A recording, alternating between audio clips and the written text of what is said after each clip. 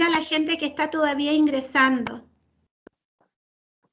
We will give a couple of more minutes to the people that we are just admitting. So please, I ask for your patience, a couple of more minutes. The activity today will be in English.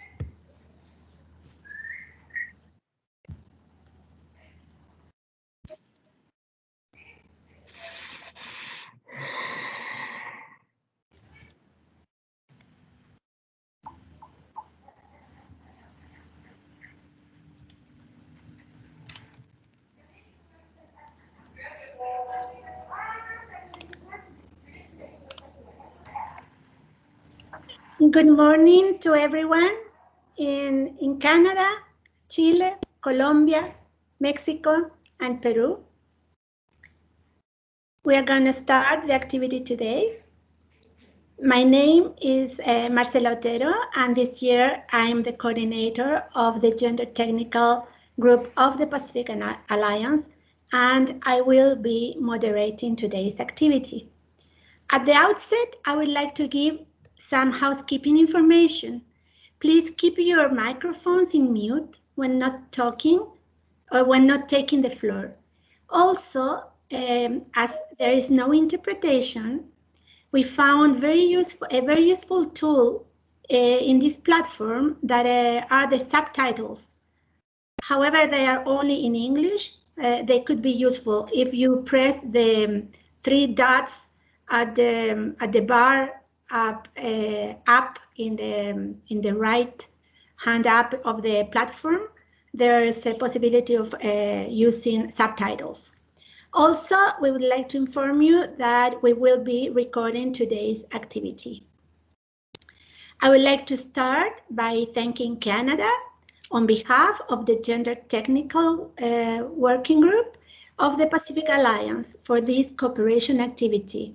That is a result of the Pacific Alliance Cooperation Forum held last November. And I would also like to welcome the presence here today of the representatives of the Pacific Alliance Cooperation Council.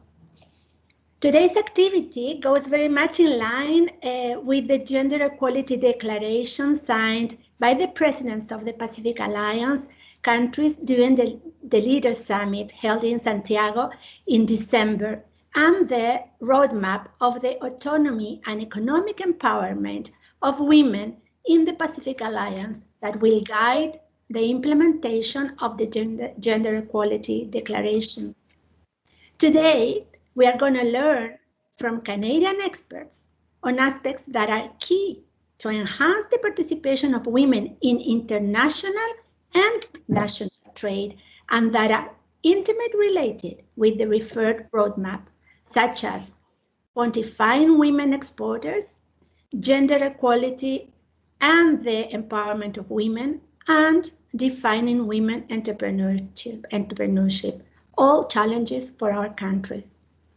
Therefore, we are confident that the Canadian experience on these fields will be a great contribution to our work for the implementation of the Gender Equality Declaration and its roadmap. Today, we are living so challenging and difficult times because of the COVID-19 pandemic that has affected women in a dramatic way. We need to double our efforts to support women's participation in the economy. With this, I will now give the floor to my colleagues, the coordinators, the national coordinators of the Gender Technical Group of the Pacific Alliance, that will give the introductory remarks as well. Starting with Ms. Jimena Valdivieso, Social Affairs Coordinator of the Directorate of Economic, Social, and Environmental Affairs at the Ministry of Foreign Affairs of Colombia. Jimena, you have the floor.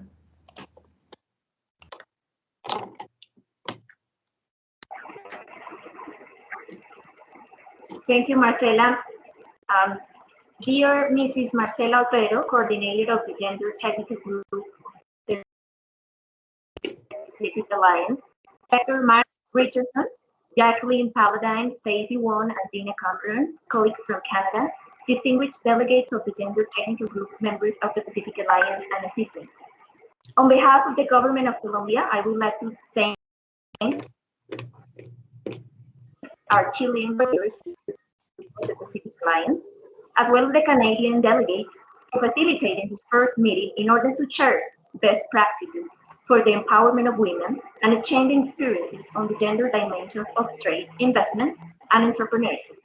For Colombia, gender equality, and particularly the economic power of women, is a priority issue on the national and international agenda. Internally, we are working decisively to promote strategies for women's access and permanence in the educational system, occupational and professional diversification, as well as closing gaps in educational quality to combat gender stereotypes. And second, we are working to design equal participation strategies for women in the labor market.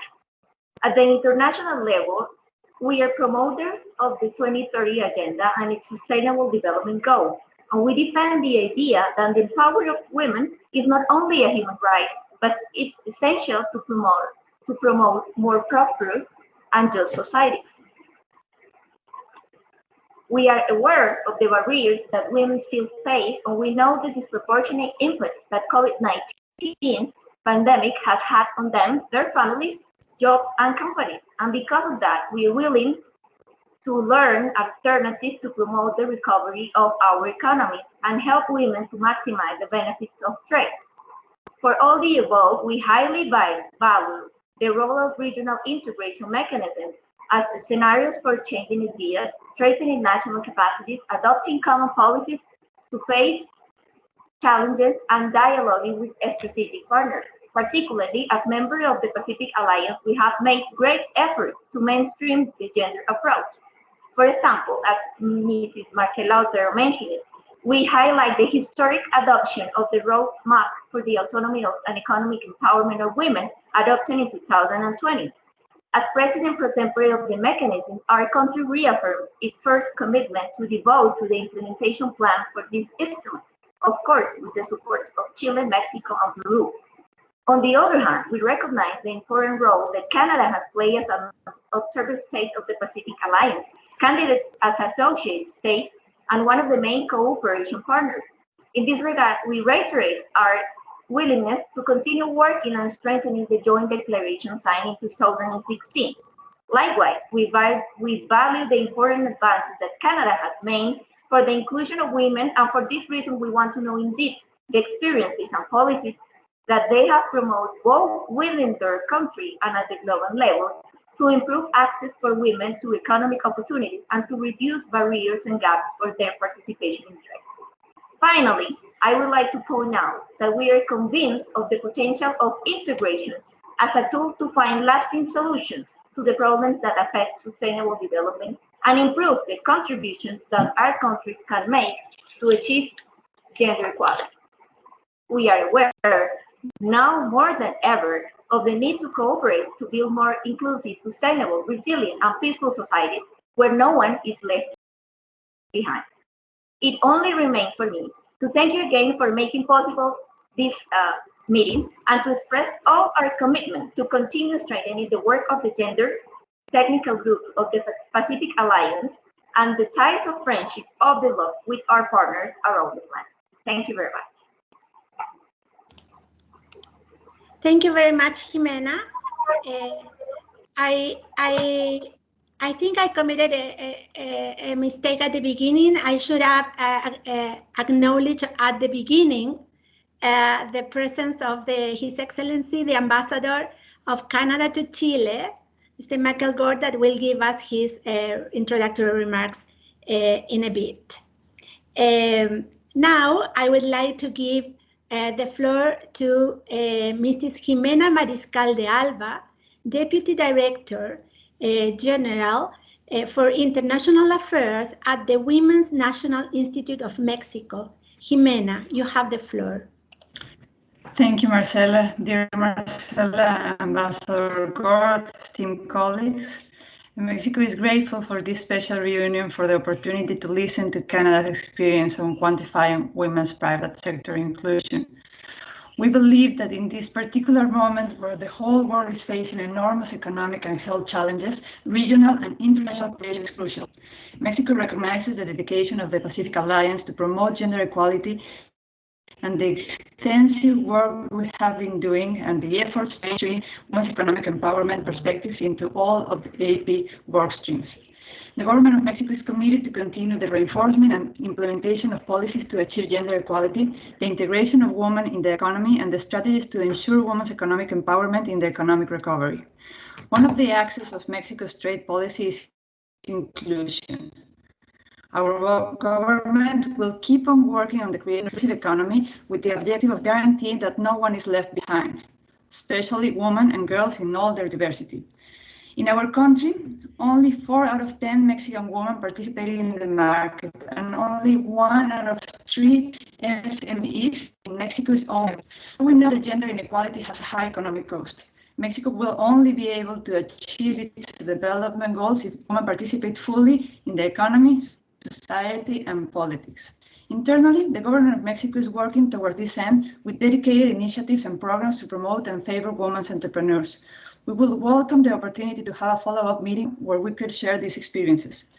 We have also worked to include this component in bilateral action plans. With Canada especially, we have a strong partnership within the framework of the Mexico-Canada Alliance, as well as in the free trade agreement between Mexico, the United States, and Canada, and the Comprehensive and Progressive Agreement for Trans-Pacific Partnership.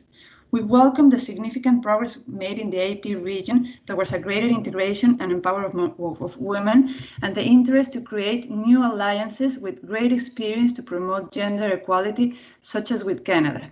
We fully support the AP efforts and initiatives to face emerging challenges and opportunities and to collaborate and coordinate the proper responses by generating knowledge, learning, and experiences on gender issues unconscious bias, women's economic empowerment, and the collection of the relevant data. So thank you very much for this meeting, and we will follow up. Thank you, Marcela. Thank you very much, Jimena. Now, I would like to give the floor to Mr. Luis Alfredo Venero, Director of Promotion and Development of Women's Economic Autonomy at the Ministry of Women and Vulnerable Populations of Peru.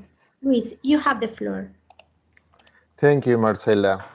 Good morning to everyone. Firstly, I would like to thank you for the opportunity to learn about the initiative that are being developed by Canada and learn about good practices around the contribution of women exporters, gender equality, and the empowerment of women.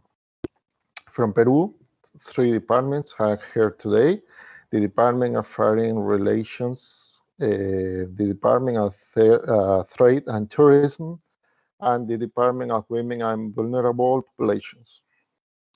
Since 2007, Peru has a law in equal opportunity for men and women, where the importance of having data disaggregated basics in all sectors and crucial aspects. However, putting it into practice and above all making visible the implication that these measures have in the policies and the initiatives that the attended indicate is still a remaining issues. For this reason, Peru highly values two species the promote initiatives that contribute to strengthen the economic autonomy of women and their empowerment so that they can exercise their rights fully and the condition and gender equality. Thank you very much. Thank you, Luis, for your remarks. Now, I would like to give the floor to His Excellency, the Ambassador of Canada to Chile, Mr. Michael Gord, that will give us introductory remarks. Mr. Ambassador, you have the floor. Thank you. Gracias, Marcela, for organizing this meeting between the Pacific Alliance Technical Group on Gender and representatives of the Canadian government. And I just want to reassure you that no protocol was breached when you didn't introduce me at the outset. Jimena y Luis, muchas gracias por su interés y sus palabras de bienvenida. Me alegra mucho poder compartir con ustedes algunas breves palabras de introducción en esta reunión tan interesante. Allow me to continue in English. As you know, Canada has been a good friend of the Pacific Alliance since it was formed in 2011. We have many shared values and interests. Gender equality is just one of these. Having women participate fully in the economy is not just the right thing to do, but it is also the smart thing to do. Women's economic inclusion is a necessary condition for an economy to achieve its full potential and supports economic growth for all. Quantifying women's economic inclusion is important as it allows us first to identify where there are gaps or problems. Second, to provide direction on how to fill those gaps, which contributes to better policy development and program delivery. And third, to measure our success. My Canadian colleagues will speak to you today about how we measure women's economic inclusion and how we seek to promote and expand women's entrepreneurship and women-owned businesses in Canada. Some of you may also be aware of the Global Trade and Gender Arrangement that was signed by Canada, Chile, and New Zealand last August. This arrangement recognizes the importance of gender-responsive trade policies and is designed to remove barriers to women's participation in international trade. We would be pleased for Colombia, Mexico, and Peru to sign on to the arrangement, which we believe is highly complementary to the Pacific Alliance's presidential declaration on gender equality signed by your presidents in December. Since we signed our joint declaration on the partnership in 2016, we have been looking for opportunities like this one to deepen Canada's engagement with the Pacific Alliance. We're therefore thrilled to have the opportunity today to meet with you and share our experiences from across the Canadian government in quantifying women's private sector inclusion. I hope that you will have a fruitful discussion that can also result in further engagement between our countries. As you will have seen from the agenda, we have with us colleagues from Global Affairs Canada, from Statistics Canada, and from Innovation, Science, and Economic Development Canada, who will be sharing their presentations with you. We have also invited representatives from Women and Gender Equality Canada. While this virtual space doesn't allow us to mingle and exchange business cards, I believe that we are sharing the participants lists so we can continue the conversation well beyond today's meeting. Again, thank you for organizing what I hope will be a rich exchange of experiences and ideas. Y muchas gracias. Muchas gracias, señor embajador. Thank you very much, Mr. Ambassador, for your very interesting remarks, and also for mentioning Jitaga, that we have already also been doing some advocacy with the Gender Technical Group in Pacific Alliance, hoping to increase our family in Jitaga. Thank you, Mr. Ambassador.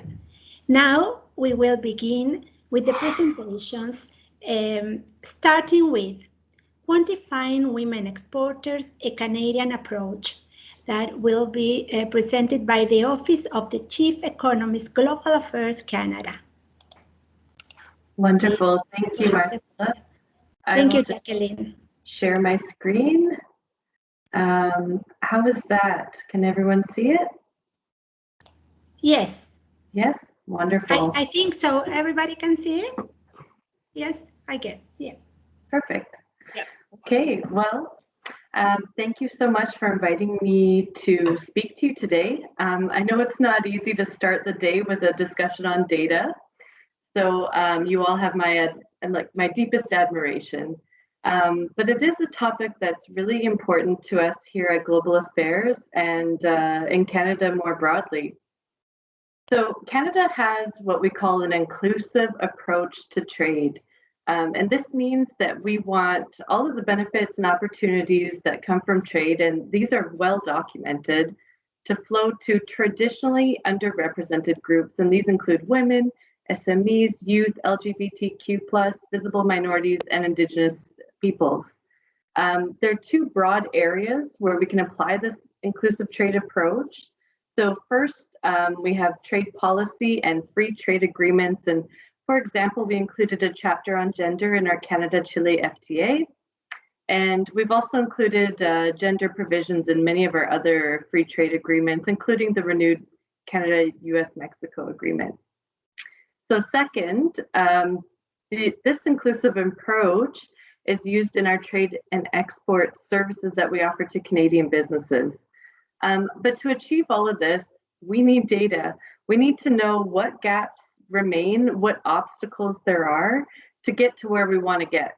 And, you know, I wish there was a magical database of women exporters data to pull from, but unfortunately that doesn't exist. And so we've had to go looking for data in different sources to find what we need. So in this presentation, I just want to walk through a couple of examples and show what we've been able to do with two particular sources.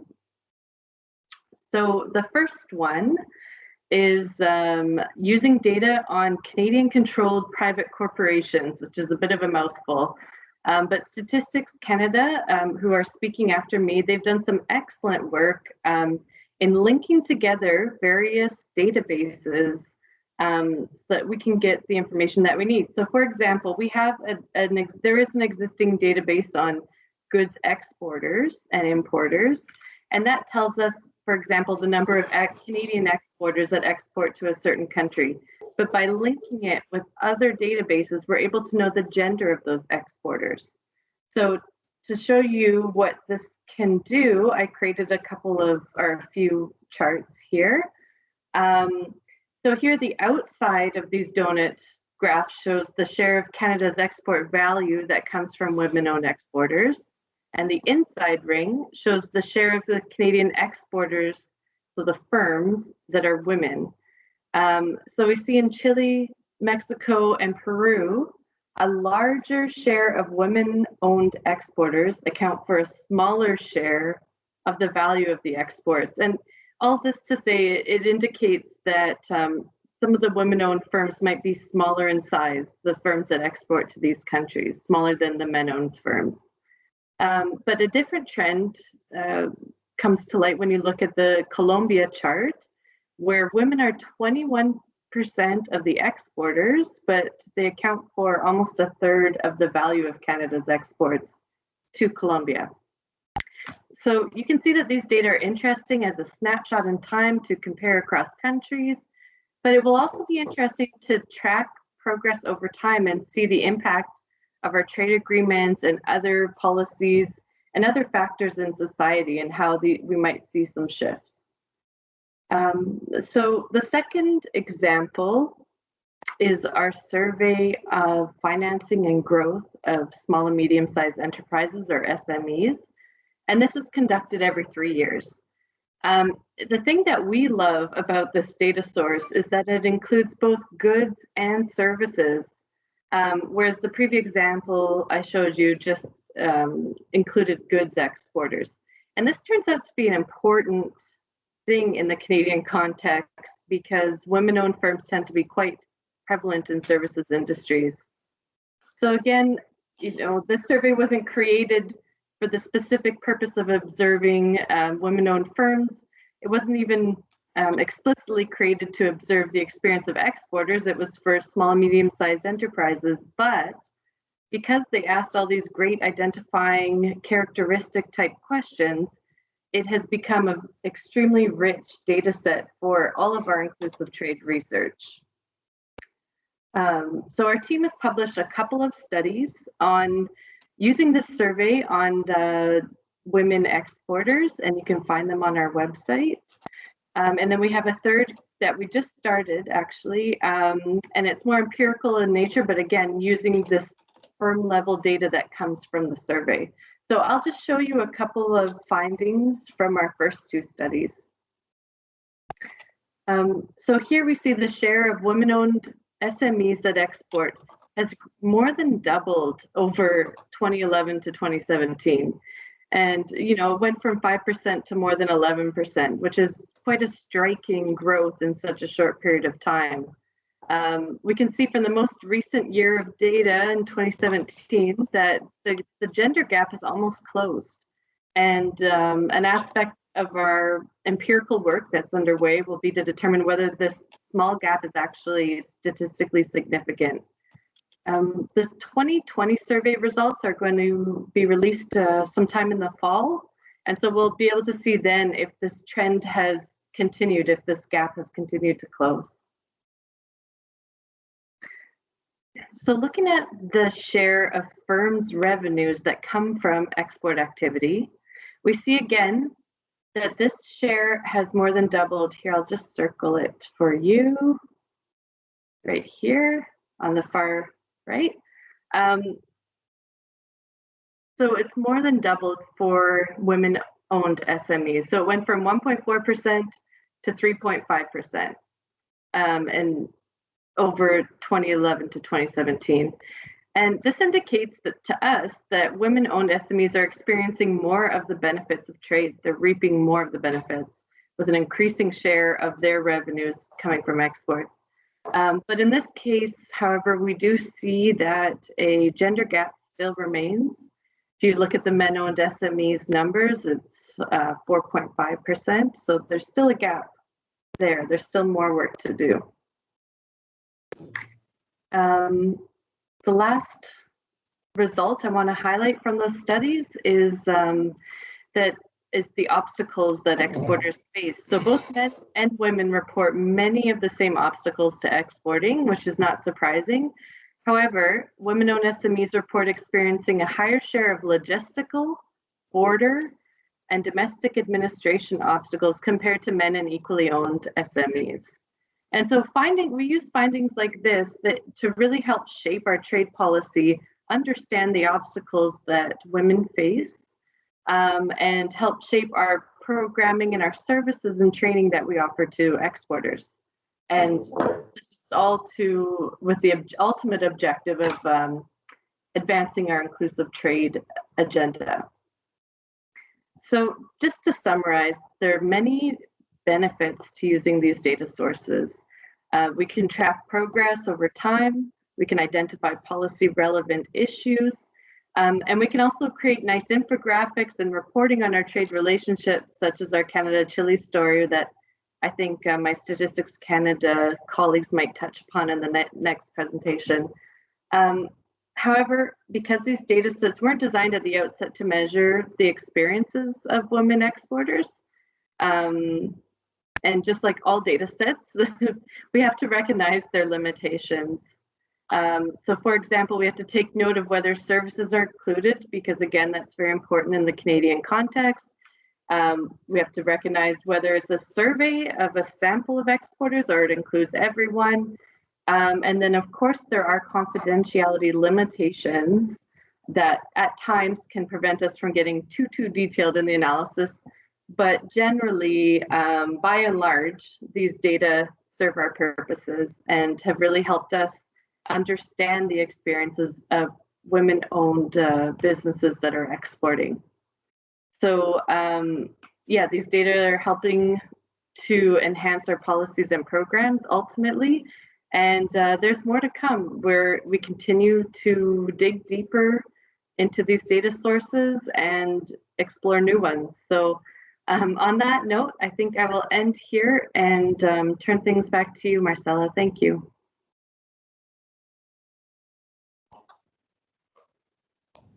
Thank you very much, Jacqueline. We are planning to have questions because I'm sure there may be many questions. We are planning to have them at the end of the 3 presentations. So now I will introduce the following presentation that is entitled Gender Equality and the Empowerment of Women, Canada's Measurement Experience, that is going to be presented by Statistics Canada. Please, you have the floor. Good morning, everyone. Good morning, Sarah. Thank you. Voila. I will just try sharing my screen, and you can let me know if it looks good and if you hear me well.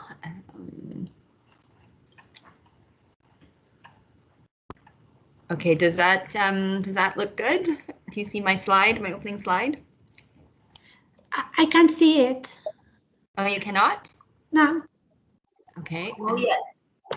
If you have any trouble, we have it. Camila can share it for you if you want. Oh, I see. 1 second. Let me just try one more time. There we go. How about that? Yeah, good.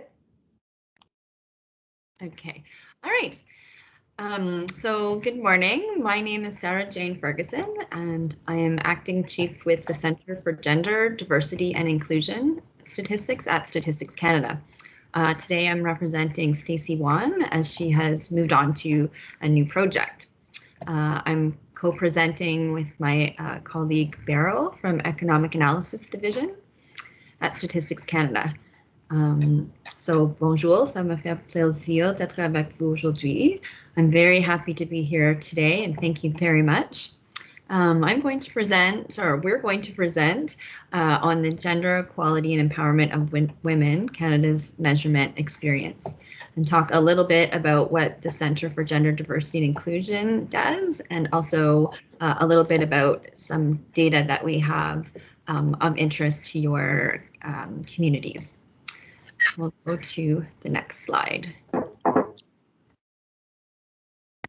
Okay, so the Government of Canada is committed to gender equality, and at the same time, it emphasizes evidence-based policy and program development.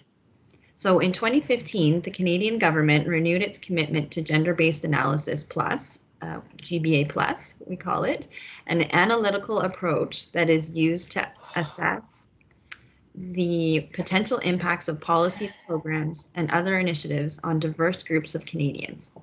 The plus refers to intersectionality. In addition to sex and gender, all people have multiple identity factors, such as age, Indigenous identity, immigrant status, disability status, as well as many other important ones. So the implementation of GBA Plus has been strengthened across all federal departments. In 2017, the Canadian government has made the application of GBA Plus mandatory for all memoranda to Cabinet and Treasury Board submissions. So all policy and programs need to be looked through a lens of GBA Plus. Introduced in the budget 2018, the Gender Results Framework consists of 6 pillars and represents the Government of Canada's vision for gender equality.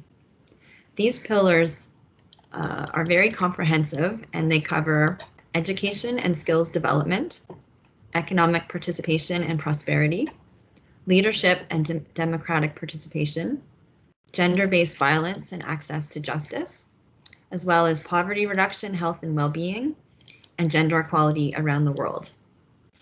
So Budget 2018 also provided funding to create a new Centre for Gender Diversity and Inclusion Statistics at Statistics Canada, the centre where I'm speaking from today. So next slide. So since its inception in 2018, the Centre has already demonstrated notable progress in advancing our understanding of how gender and other characteristics such as disability, immigrant status, Indigenous identity, and ethnicity have important but differential impacts on the socioeconomic outcomes of women. This work has become even more important as a result of the pandemic. So the Centre has 3 main objectives, and they are, so number 1, reporting to Canadians about the state and progress of gender diversity and inclusion in Canada. So for example, by disseminating relevant data through the Gender Diversity and Inclusion Statistics Hub on the Statistics Canada website, and also through the publication of new analytical products. And we have a variety of formats, like visual infographics, as well as interactive tools. So number 2, the second goal is to generate new information and to increase knowledge, developing concepts and measures to address intersecting characteristics, and using leading edge methods and techniques to integrate data sources.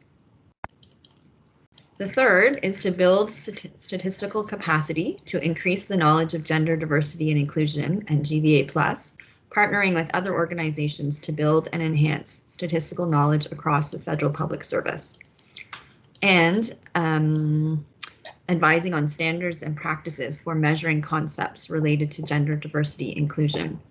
So this slide on the right just shows a screenshot of our hub on the Statistics Canada website. And it's sort of a one-stop shop where you can find all sorts of data related to gender diversity inclusion across the pillars that we had mentioned. So it's one place where you can find a wealth of information on the topic. So we'll go to the next slide. Okay, Statistics Canada collects data both through surveys as well as administrative data, and we use data linkage or integration to report on gender equality in Canada. So topics of these statistical programs include, for example, labor, income, families, health, business and ownership, among many others described in the slide. In addition, the Government of Canada has strengthened concepts of open government, making government more accessible to the public, and including the ability to participate in conversations, find data and digital records, and learn about open government. So collecting and disseminating data of this nature requires extensive cooperation with a network of relationships across federal departments with provincial, territorial partners and stakeholder organizations. So thank you, and now I'll pass this over to my colleague Beryl. Gracias. Okay, thanks very much, Sarah Jane. I'll start with the next page, please.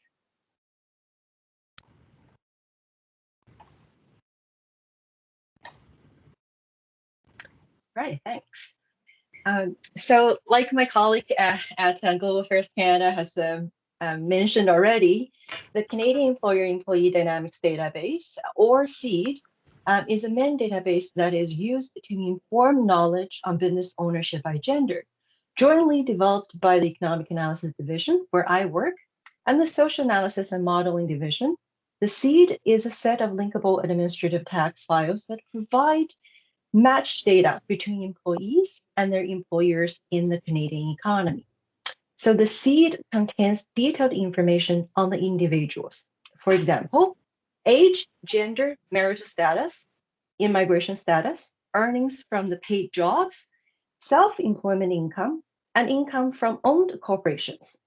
It also provides information on the businesses they own or work for, such as industry, employment size, the employer's financial information, as well as information on their workplace, such as participation rate of women and immigrants.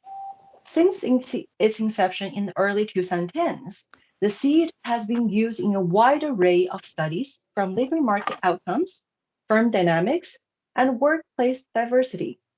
With the multifaceted information the SEED contains and its linkability to other surveys and administrative data, it has made it possible for detailed gender-based analyses.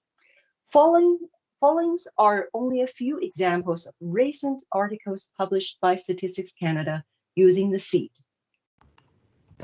As with any other database that was built upon administrative data, there typically is a lag of 2 to 3 years. For example, the current vintage of SEED goes up to 2018. Now we're in 2021. To provide in-time measures during the COVID-19 pandemic, Statistics Canada launched in April 2020 a brand new survey, the Canadian Survey on Business Conditions, in response to the need to measure the impact on businesses. The survey collects information such as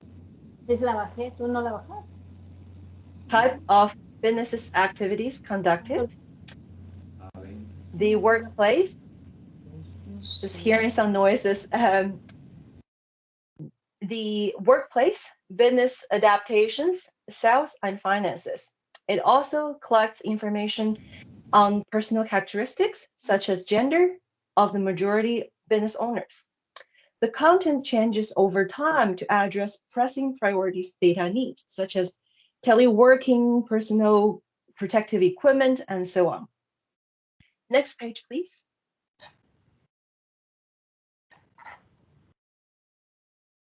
So as the previous presenter, Jacqueline from the Global Affairs Canada has already highlighted, some of the proceedings from the SEED has been published specifically on trade and gender, the Canadian-Chile story. Over the past couple of years, we've produced infographics on the trade and gender. The most recent update in 2020, seen on the right-hand side of your screen, portrays the trade relationship between the two countries.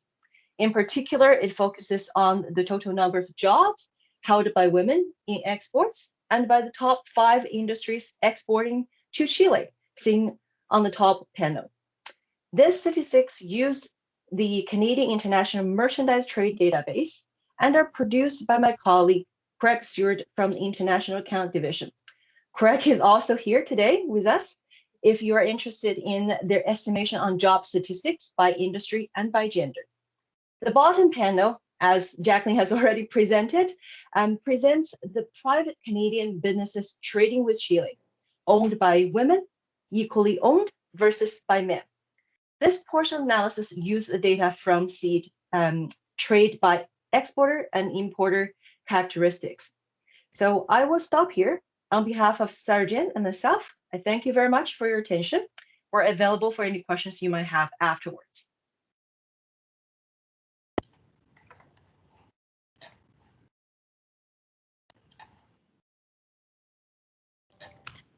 Marcela, I believe you're muted.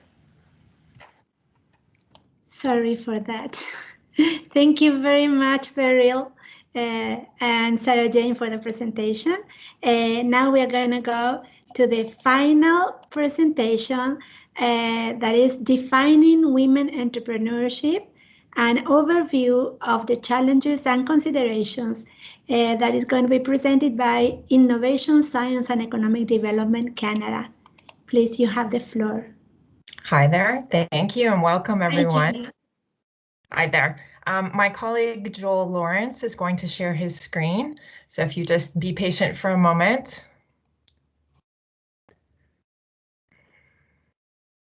Perfect. Thank you, Joel. So my name is Jenna, and I am the Manager of Women Entrepreneurship Policy at Canada's Department of Innovation, Science and Economic Development. My team is responsible for developing Canada's Women Entrepreneurship Strategy, which was launched in 2018. Second slide, Joel, please. When we were developing the Women Entrepreneurship Strategy, which we determined that we needed to define women entrepreneur, and so that we can measure, track, and compare. But the picture of women's entrepreneurship depends on how we frame our understanding of entrepreneurs. For instance, women-owned small and medium enterprises that have at least one employee account for nearly 16% of SMEs in Canada. This statistic comes from the Survey of Financing and Growth of Small and Medium-Sized Enterprises that you heard about earlier. But look what happens if you expand the definition of women entrepreneurship to include self-employed women. It jumps to 37.4%. And for example, in Canada, 70% of the potential Indigenous women entrepreneur population could be excluded if the definition of women entrepreneurship does not include self-employment. So before we go forward, I want to flag two other issues that we will not focus on. The first is the word entrepreneur. Many women, particularly Indigenous women, they don't see themselves as entrepreneurs, since the term entrepreneur is often viewed as a really masculine term. While entrepreneurship covers the spectrum from for-profit businesses to social ventures, entrepreneurship has become strongly associated with for-profit technology companies, which excludes much of women's innovation. The second is defining the term woman. Most cultures use a gender binary, women and men, but there are those who exist outside of these groups. Some societies refer to non-binary or a third gender. So a definition of woman should take into consideration these cultural and societal aspects. With some of our programming under the Women Entrepreneurship Strategy, we chose in our programming to accept anyone who self-identified as a woman. Next slide, please. In Canada, we tend to use women-owned business as a proxy for women entrepreneur. As I said previously, women-owned businesses make up less than 16% of small businesses and do not include the self-employed. In Canada, our federal organizations do not have one uniform definition. My department has used that more than 50% of ownership share is women-owned, but most federal departments use a definition where more than 51% of the ownership share is women-owned. And my other colleagues here, the Statistics Canada and Global Affairs, they use that definition. Some programs also use a definition of women-led businesses.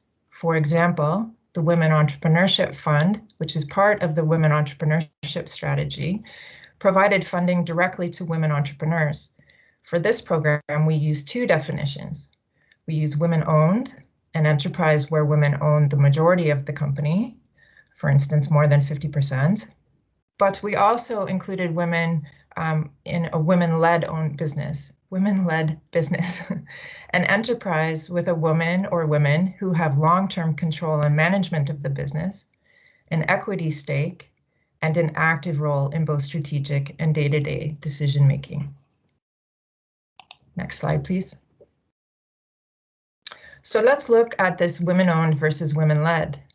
I know in our Women Entrepreneurship Strategy funding, we wanted to include women who were still heavily involved with the day-to-day of their companies, but no longer owned more than 50% of their business. That's why we made women-led companies eligible. Women-led businesses are currently tracked less often in government programming. However, new initiatives, such as the 50-30 Challenge and Bill C-25, may change this. After all, McKinsey has demonstrated the correlation between diversity in the leadership of companies and financial performance. The 50-30 Challenge is a program that challenges Canadian private sector organizations to increase the representation and inclusion of diverse groups within their workplace. The program asks for gender parity on boards and in senior management, that's the 50 for 50%, and significant representation of underrepresented groups on their boards and senior management, 30%, that's 30. The challenge is offered in 3 distinct streams: for large corporations, for SMEs, and a third grouping of post-secondary institutions, not-for-profits, and charities. Bill C-25 aims to foster diversity at the highest levels of corporate leaderships in federally incorporated entities in Canada. Companies must report on their policies related to their diversity on their board of directors and among their senior management. They must comply, or they must explain why they do not. Next slide, please. So here are some considerations when considering using a definition of women-owned, women-led, or perhaps something more inclusive that includes self-employed. One option is to look at the controlling shareholder. The distinction between women-owned and women-led is important because focusing solely on ownership doesn't address the leadership gap for women in industry. Next, tracking a company's diversity over time may indicate whether the company is truly committed to diversity. Assess the corporate culture, including whether the senior leadership team promotes equality and advancement of women into management roles.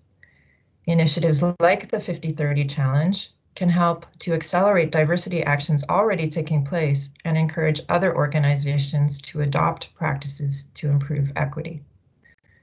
Finally, if we want more women-owned businesses, we really must do our best to support them and ensure they have access to business training, mentoring, skills development, financial literacy, and the financing that they need. Next slide, please. Of course, there are challenges in developing a common definition. Everyone already has their own definition. And setting the standard of ownership at 51% or over can pose a challenge for women who may want to raise equity capital, but are wary of diluting their ownership so that they are no longer considered to be women-owned. Some companies may delay or limit investment, possibly affecting their growth. Next slide, please. The good news is that someone has taken up the challenge of developing international standard definitions of women-owned and women-led businesses. The International Organization for Standardization, or ISO, held workshops in October and December of 2020 to develop a common international standard for the term women-owned business. But to address the issue of a woman no longer owning 51% or more of her company, ISO has also developed a separate definition for women-led business. With regard to women-owned, the definition requires at least 51% ownership, management and day-to-day operations controlled by a woman, that the business is operated independently, and that a woman is also a signatory of the company's legal accounts, and those accounts must be independent. With regard to women-led, the definition requires a woman CEO actively involved in the business, at least 30% ownership by women or women, management and day-to-day operations controlled by a woman decision maker, a percentage of women on the board of directors if there is a board, and a woman must be a signatory of the company's legal accounts. Those accounts must be operated independently. So in conclusion, just a reminder that the percentage of women entrepreneurs depends on the definition that you use. And even the ISO found out that it was impossible to have just one definition. In fact, they ended up with 5. So please be deliberate in what you choose and clear in your reporting. That concludes my presentation. I would note for you that I have included as an annex, and maybe Joel, if you could go to the very last slide, I have included as an annex a slide that outlines the 4 pillars of Canada's women's entrepreneurship strategy. And please do not hesitate to contact me if you have any questions about the strategy. Thank you. Thank you very much, Jenna. Now that we have heard the 3 presentations, I will open the floor for questions, comments, or sharing experiences. I see, Camila, you raised your hand, and then you, Alejandro Bubinic, that is our National Coordinator of the Pacific Alliance in Chile. Alejandro, you have the floor. Thank you, Marcela, and congratulations to you and the whole team from Pacific Alliance and Canadians. I want to let me allow to give a small remarks that after our second cooperation forum, this is the first activity that we have that they came from that in November. So we are so grateful that that today we are doing this work, we are doing this seminar or workshop. That is the outcome from the cooperation forum. So thank you so much to Canada. As always, it's a great partner for us as a Pacific Alliance. Now, my question, I'm not so sure about which one could go to, but it's about if you had make any assessment about the impact that COVID, the pandemic, had on women entrepreneurships. We have been doing one study that we hope next week we will have the outcome of that study by the IDB on how has been affecting women entrepreneurship, especially in international trade. I wonder if Canada had done that and how had been affecting women in the field of the commercial economy. And the second question, if I may allow, Marcela, is when you talk about the culture, the corporate culture, which is the role from the government to promote that culture? Because I'm quite sure sometimes there are incentive or way to. I wanted to know if the Canadian government had something as a policy with the private to promote this change of culture in the private sector. No, thank you, Marcela, and again, congratulations for these excellent presentations. Thank you, Alejandro. I see Camila raising the hand, but I think first I will give the floor to the presenters. I don't know, Jacqueline, Jenna, Sarah Jane, Beryl, who wants to take the lead in both questions of Alejandro? I could maybe just start out by saying thank you very much. Thank you for the question. I can speak a little bit more generally to the approach that Statistics Canada and the Centre has taken to COVID information, and then maybe turn it over to my colleagues for any specific data that we may have gathered on entrepreneurships, maybe through the business conditions survey. I'm not totally sure. But yes, for the Centre, as we all know, COVID-19 has had many impacts in terms of direct and indirect impacts, and many people have been affected, but particular groups have been impacted even more. So we know that there's been impacts to women's participation in the labor market. There have been impacts for women at home in terms of homeschooling with children. There have been impacts in the community in terms of caregiving, elder care as well. And then also women have played a large role in healthcare as well. So Statistics Canada sort of pivoted quite quickly early in the pandemic to do a number of different initiatives, but I could just give a couple examples of crowdsource initiatives. So putting together questionnaires to Canadians about a variety of different topics of how life has been impacted during the pandemic. So there have been topics on mental health, on parenting, on discrimination and victimization, another area that has impacted women, and many on the labor market and education as well. And so these were have really shed light in terms of, and also it was almost every survey looked at it by disaggregated data, so you could see the differential impacts on different groups.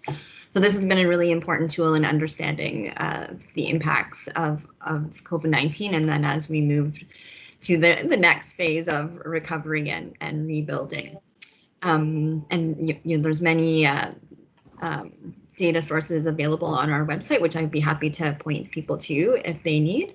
But in terms of the specifics, when looking at the impacts of women-owned businesses, maybe I could ask any of my colleagues if they could talk to specifics on that. I don't know if Beryl or Craig. Beryl, I see you raise a hand, and I saw Jenna, and then you put it back. Please feel free. Thanks, Sarah Jane. I think you covered the general ground already. So I might just add a couple points.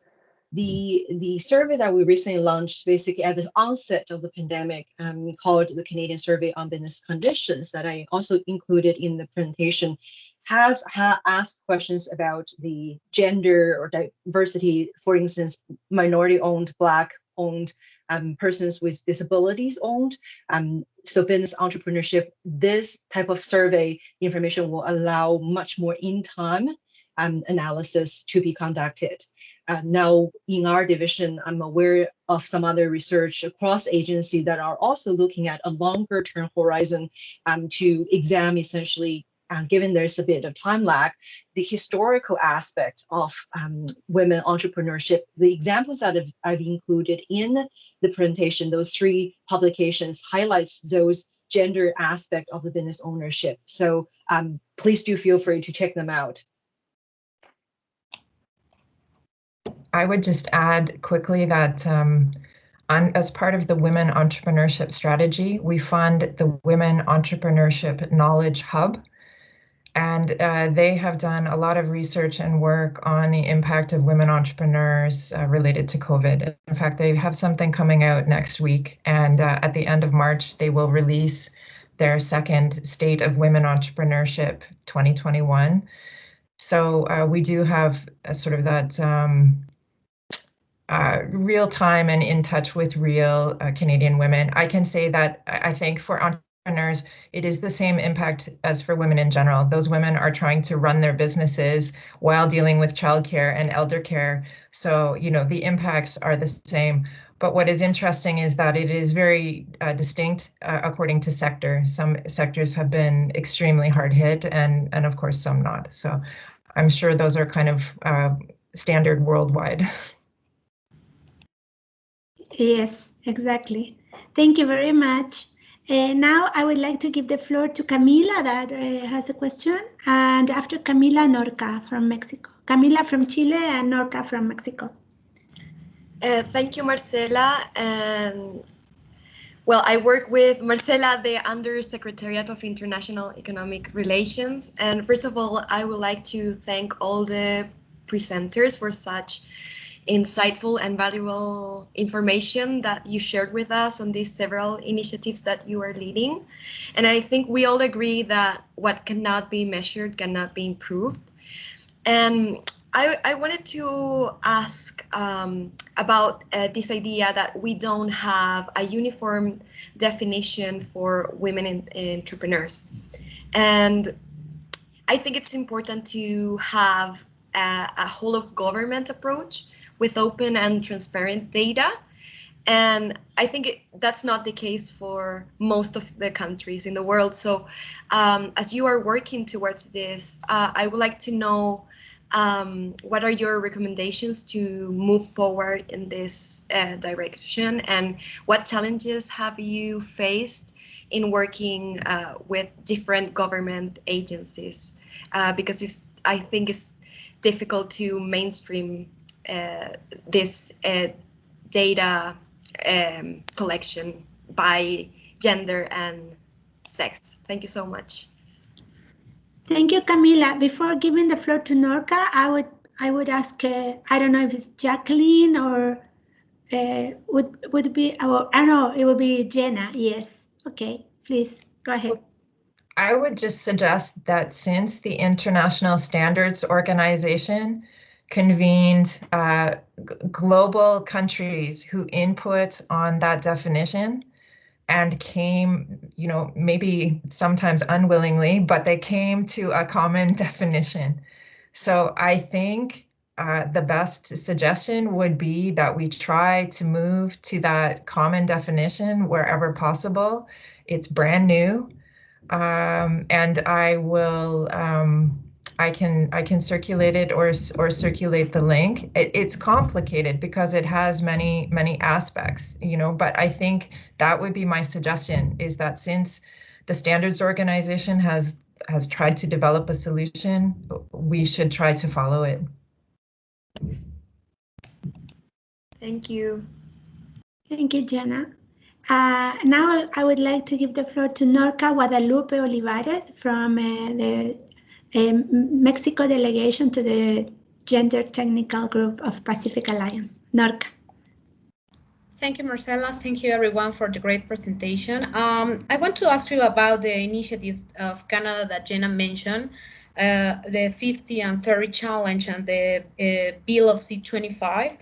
In these initiatives, the government has made or has offered some incentives to the private sector to engage in this objective of each project, especially in this context of COVID or everything. I'm really interested in knowing the incentives that made you offer. So I know the work on the 50-30 challenge is just sort of underway. It's fairly new, but the intent is to have the government to offer procurement opportunities or procurement special considerations to access procurement opportunities with the government, but that is still being developed as far as I understand. So I think the goal was to reach 500 companies now, and now they're working on getting to 1,000 companies to sign on to the challenge.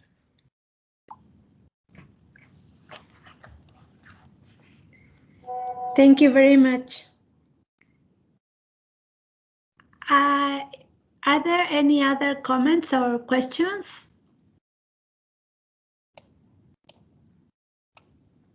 Or sharing of experiences?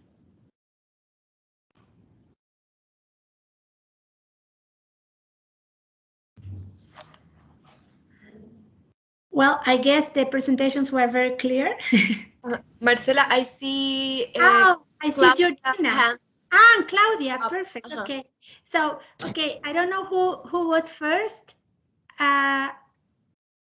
Please go to Claudia. She was first, Marcela. Thank you, Georgina. So Claudia is a representative from Peru to the Gender Technical Group of the Pacific Alliance. Claudia, please. Thank you so much, Marcela, and thank you to everyone for sharing this experience and all this information that is very useful for us. Well, in this context of COVID-19, we know that mostly women are very affected by the domestic work, and we have some problems in how to implement some initiative to make or to ensure this balance between work and personal life. No, so we would like to ask you, maybe if you have any experience or if you have in mind to design or implement an initiative in order to attend this problematic. Thank you so much. Thank you, Claudia. Who would like to take the Claudia's question? I can add. Thank you, Jenna. I don't know if it is a complete answer, but Canada has committed to putting in place a serious commitment towards daycare across the country.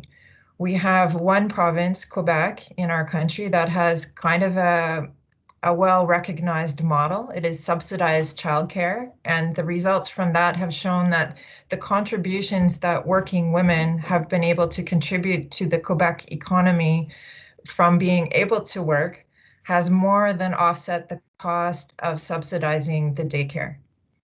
So this is what, so Canada is looking at sort of a national, the country realizes that we have to do more in terms of childcare to allow women to work and to run their businesses. Very good. Thank you, Jenna. Now I'd like to give the floor to Georgina. Georgina? Okay, thank you, Marcela. And thank you, like Marcela and Camila, thank you for organizing this. It's been such an interesting event to listen in on. I work with Marcela quite a bit and Camila, Global Affairs Canada, so nice to see you both. And I also have to thank my wonderful Canadian colleagues for stepping up and presenting. I learned a lot, and you know, I feel a little hesitant to ask this question because I'm going to question my Canadian colleagues because I learned stuff today I didn't know. So I just want to ask a question of them. So I hope that's okay. It's perfect. Okay, so and I guess it's probably more so to Jenna, my colleague and friend. So Jenna, I was so interested to hear you speak about entrepreneurship and that and how, you know, it's perceived in some way as a masculine term as opposed to something that women can relate to, and how you talk about women-owned like the women self-employed, how that number really increases. So I've never seen that before, and it's really, really fascinating. So and your other point that you made was how you know, the definition of entrepreneurship doesn't capture sort of social ventures, and I think you probably also mean in that context like the social innovation that women are doing, or the you know, perhaps they're starting up cooperatives or going into the B Corps. So that is so interesting, and I think that is a really important dimension that maybe we're not even really capturing in our trade policy. You know, like how what more can you tell us about that? For example, I'm thinking on cooperatives. I am aware how, you know, women-owned cooperatives, you know, where women come together and they seek to sell their products, you know, through a cooperative. It could be very useful for them in terms of engaging internationally. So I'm just like, not only in Canada, but I've heard of this happening in Africa and Latin America too. So I'm just wondering, like, is this something that is captured in your entrepreneurship strategy? Is this ever something that is brought up, or I don't know. I just find it so interesting. I can tell you that so the International Standards Organization also came up with a definition for women-owned cooperatives. Again, because they were trying to come up with one definition and ended up with 5, because it's just impossible to put them all in one bucket. But cooperatives are included in certain definitions, and they are eligible for certain programs. In other words, I think our Canada Small Business Financing Program, I believe cooperatives are eligible, but I'm not sure how cooperatives are treated in terms of like our survey of financing and growth, or those sorts of definitions. Thank you, Jenna.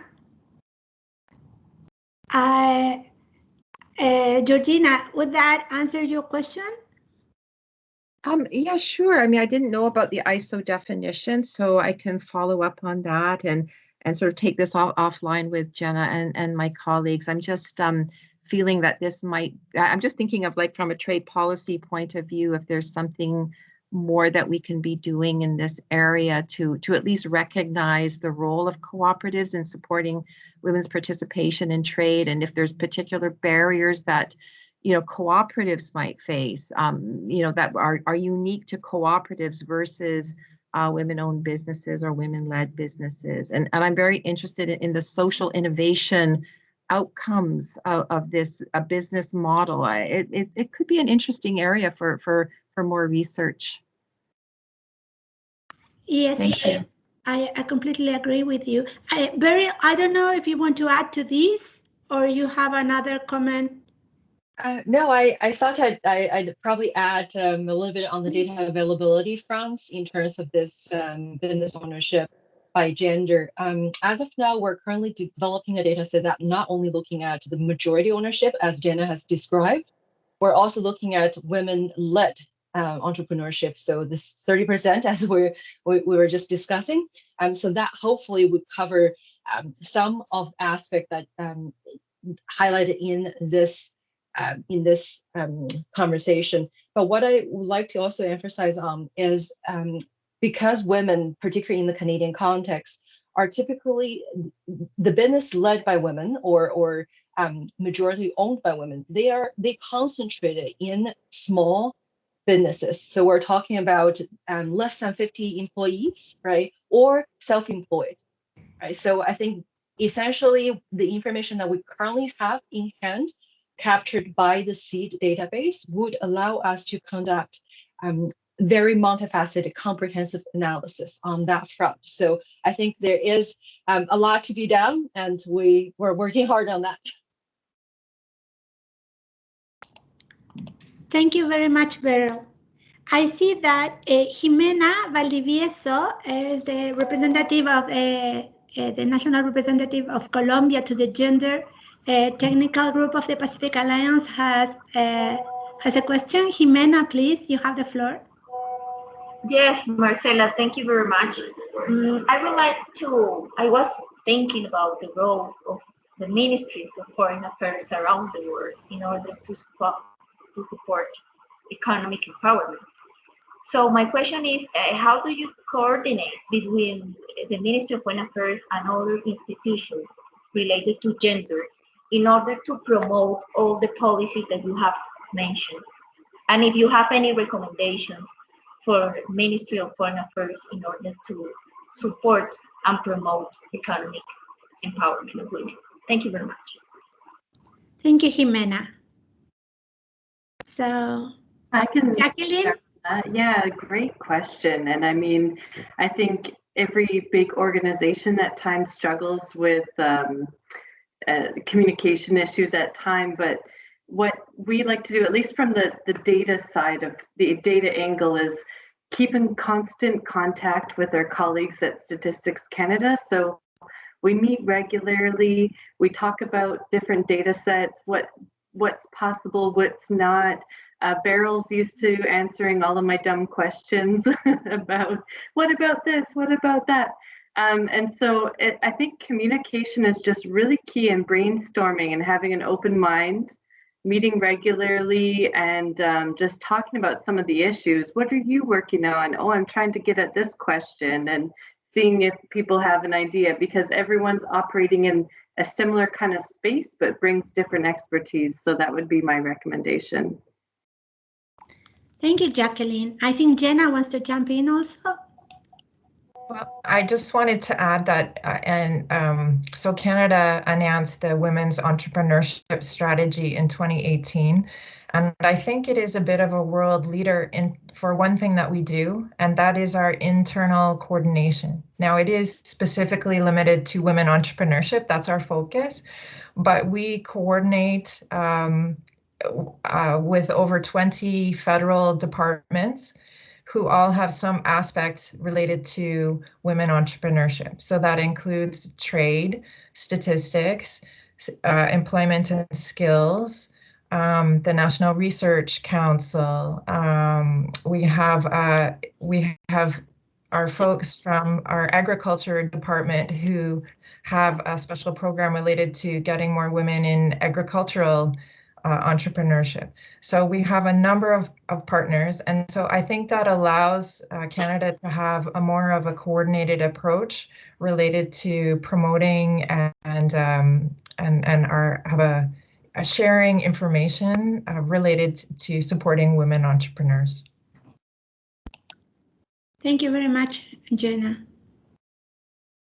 I don't see any other hands up. I think it's been a very interesting session. Before going to the closing remarks, I would like to ask everyone if possible to open your video cameras so we can take a picture of this fantastic moment of exchange of experience, please. And so Claudia, I don't, yeah, perfect. So Alejandro, I don't see you. That's good. So if we smile, and Camila will take the picture.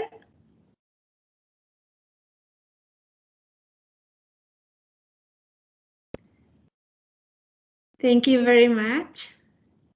So we are coming to the end of this activity. I would like to thank once again Canada for this sharing of experience that, as Alejandro mentioned, is the first result of, for this year, of the cooperation, the Pacific Alliance Cooperation Forum held last November.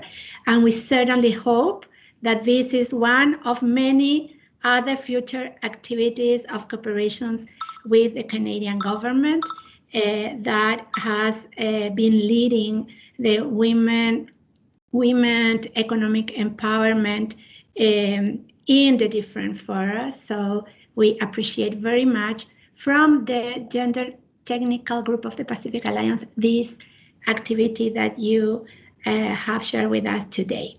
So having said that, I would like to thank everybody once again, and again to thank the presence of His Excellency the Ambassador of Canada to Chile that had to leave before, but he gave us very interesting remarks and a very good support. So hoping you all have a very nice rest of the day and keep safe, and we will be seeing all of us again in a future activity. So thank you and goodbye, and let's keep in touch. Bye-bye. Thank you, Marcela. Thank you very much.